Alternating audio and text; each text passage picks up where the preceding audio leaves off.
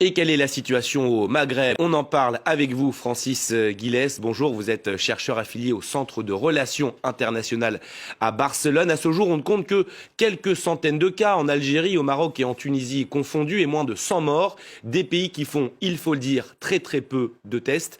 Du coup, la réalité est tout autre sur place. Oui, bien sûr, il y a très peu de tests et peu de moyens.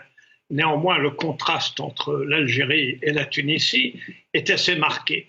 En Tunisie, il y a un nouveau gouvernement qui a pris un certain nombre de mesures et le respect des règles de confinement dépend beaucoup des régions et des classes sociales. Par exemple, dans le Sahel, les règles sont respectées dans la partie monastir, sous sac du pays. À Tunis, dans les quartiers, disons, bourgeois ou relativement aisés, tout se passe bien. Par contre, dans les quartiers populaires, il est très difficile de confiner les gens parce qu'il y a un problème de manque d'espace chez soi et de manque d'éducation.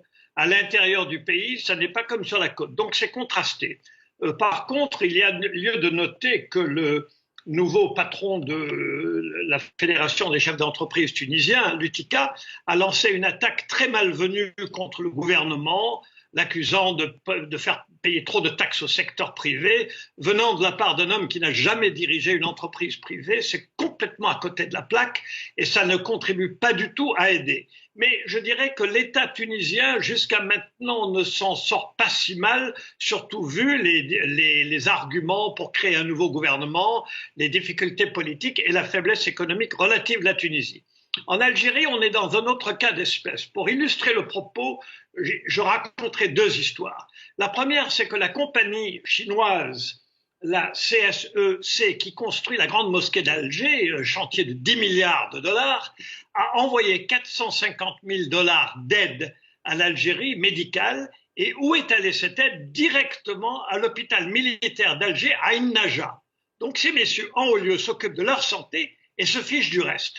Deuxièmement, il y a eu quelque chose de parfaitement abject la semaine dernière, c'est qu'un avocat qui était emprisonné au titre du Hirak, maître Karim Tabou, a été libéré. Et puis dès qu'il a été libéré, on l'a réarrêté sous un autre prétexte, sous ordre d'en haut, et il a fait une hémiplégie. Et donc, il est dans un état de paralysie.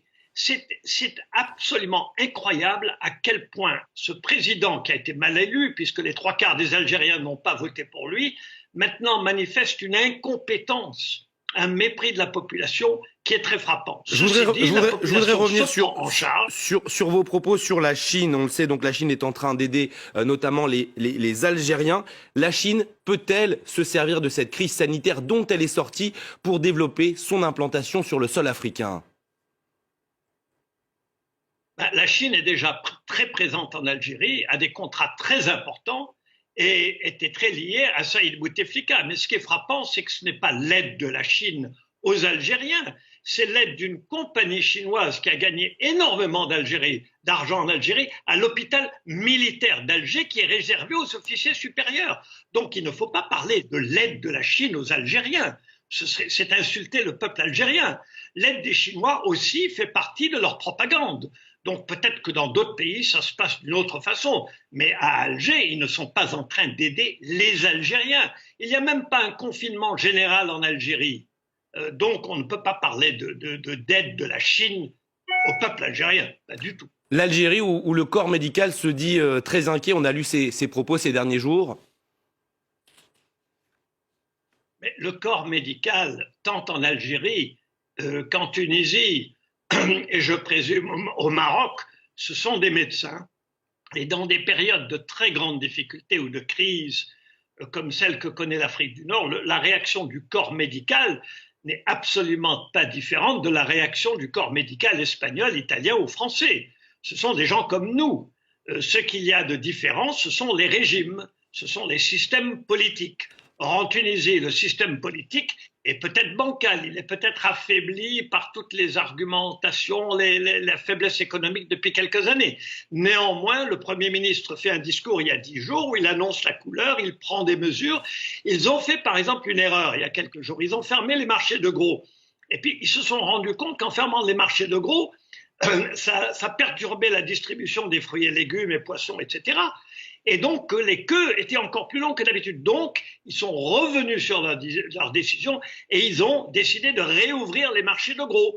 Donc, on peut critiquer le gouvernement, mais au fond, le gouvernement fait ce qu'il peut.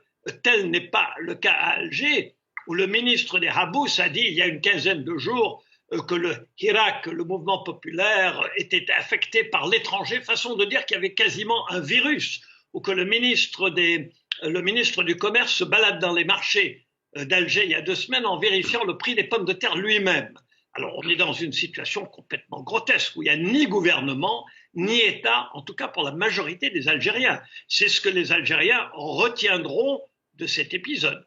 Merci pour votre éclairage, Francis Guilès, sur France 24.